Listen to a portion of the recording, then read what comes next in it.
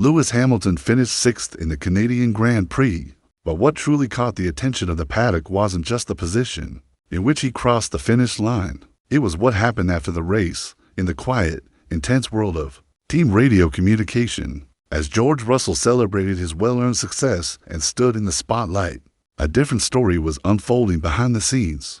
Transmitted through radio waves and heard only by a few, Lewis Hamilton's engineer came on the radio, and his voice was filled with something rarely heard in that space: admiration. "Awesome job, Lewis. That was phenomenal driving. Given everything." It was a short sentence, but within those few words, there was a deep message. It wasn't just a compliment. It was a sign of deep respect, of recognition for something few could see from the outside. Hamilton had just finished a race that demanded more than just skill. Since lap 13, he had been driving a damaged car, the SF-25, already a difficult machine to master this season, had suffered a critical blow when a groundhog collided with his front wing. From that moment, Hamilton lost around 20 points of downforce, which is a massive disadvantage in a car already struggling to keep up with Red Bull and McLaren. The loss of downforce made braking unstable, cornering unpredictable, and balance nearly impossible to maintain. Still, he didn't back down. He kept fighting, chasing down McLaren's and holding off Alonso in a car that should have retired. That wasn't just driving, that was survival. And it was in this survival that Hamilton's character was once again on display. He did not flood the radio with complaints. He didn't panic or demand answers. In fact, from lap 13 to the checkered flag, he said almost nothing at all. For a driver like Hamilton, known for giving detailed feedback, talking about tire temperatures, balance, engine modes, the silence was shocking. But it wasn't empty silence. It was a message. It was focus. It was discipline. He was locked in, making adjustments manually, lifting earlier in the corners, braking with smoother modulation, and compensating for the aero loss, all while under pressure. That's not something you learn. That's instinct built over decades. So when the engineer praised him, it wasn't about the result. It was about the attitude, the refusal to crumble, the mindset that separates champions from the rest. But this wasn't just an emotional race for Hamilton. It was also deeply political. Because while Mercedes had their internal celebrations and Red Bull focused on Russell, the bigger story was unfolding between Hamilton, Ferrari, and the internal power dynamics that have started to fracture under pressure. Shortly after the race, Red Bull launched a protest against George Russell. Their claim that Russell had committed misconduct behind the safety car. But this wasn't the first time they'd done this. They tried the same move in Miami. Same target, same method, same outcome. Both times the stewards rejected the protests. But Red Bull wasn't trying to win. They were trying to rattle Mercedes, to create distractions, to stir up tension. And while the official protest was against Russell, the real reason was fear. Red Bull feared Mercedes' growing strength and how Russell was starting to look like the new team leader. Interestingly, the radio chatter during the final laps between Verstappen and his engineer showed clear signs of frustration. Verstappen wasn't only concerned with pace. He was irritated by how Russell had managed the safety car phase. George had slowed the field strategically, enough to prevent others from getting tire advantage and enough to keep Hamilton close, without giving Max any room to breathe. Hamilton, from behind, had a front row seat to the orchestration. It was calm, it was controlled, and it was effective. And through it all, Hamilton remained silent. That's what made this race different. Usually, Hamilton is vocal about strategy, tire life, fuel saving, brake temperatures. But in Montreal, he retreated into his own mind. The silence wasn't a lack of interest. It was a signal. From the moment he hit the groundhog and realized the damage, Hamilton changed. He knew the car was compromised. The telemetry showed the downforce loss, and yet he didn't let that define his race. Instead, he adapted. He manually shifted brake balance mid-corner. He managed battery deployment like a pilot trying to land a plane with one engine. Every lap was data, every corner was adjustment, and while he stayed silent on the radio, his driving was telling a much louder story. Then there was Ferrari. As the race neared its end, Hamilton received a strange message. "Lewis, maintain current pace. We're gathering data."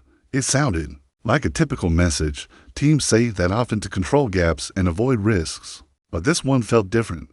The timing, the tone, the intention, It all seemed calculated. Insiders believe this was code, a subtle way of saying, don't attack Leclerc. At that moment in the race, Charles Leclerc was vulnerable.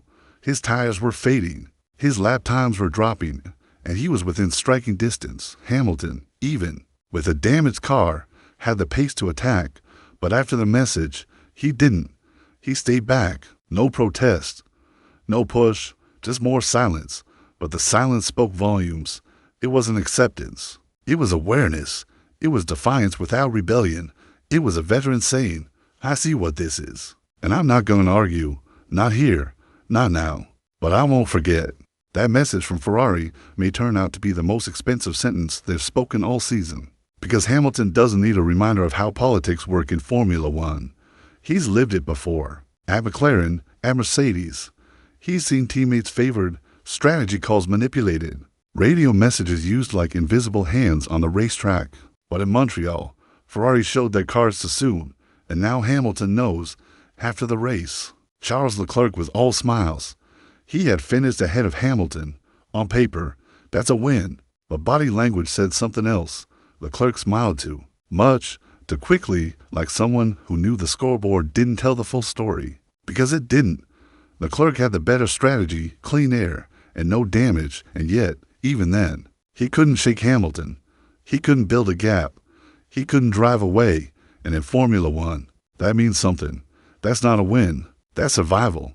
Hamilton, meanwhile, didn't give interviews about setup. He didn't blame anyone.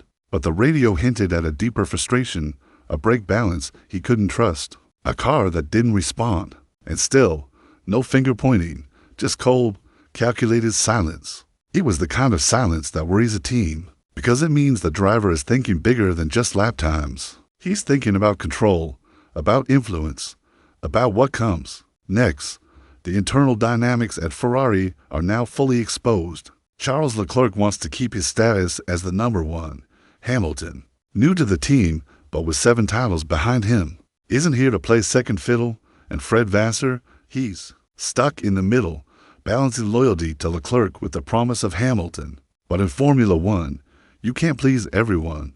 Sooner or later, you have to choose. And as if that wasn't enough, Kimi Antonelli's rise added another layer of complexity.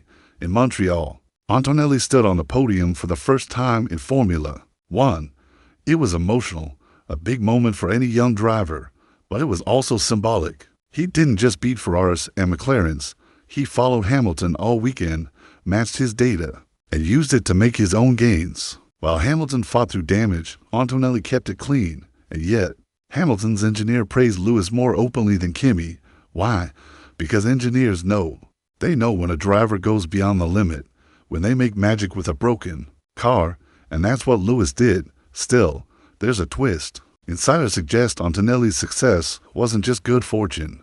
It was part of a message from Total Wolff, from Mercedes, from the future. It said, look what we're building. With or without Lewis, that's a chilling thought. Because while Hamilton showed he still has the fight, the world around him is changing. The team that once revolved around him is now preparing for life after him. And he knows it. Even Verstappen, who finished second, seemed off balance. His team was calm on the surface, but behind the scenes, the double protest strategy screamed insecurity. They didn't just target Russell, they targeted momentum. They saw a Mercedes growing stronger. They saw George Russell becoming more than just a teammate. They saw Hamilton, even damaged, still a threat, and they panicked. The final twist came in the way the team handled the end. No team orders, no restrictions. Russell was let loose. He took fastest lap. He won.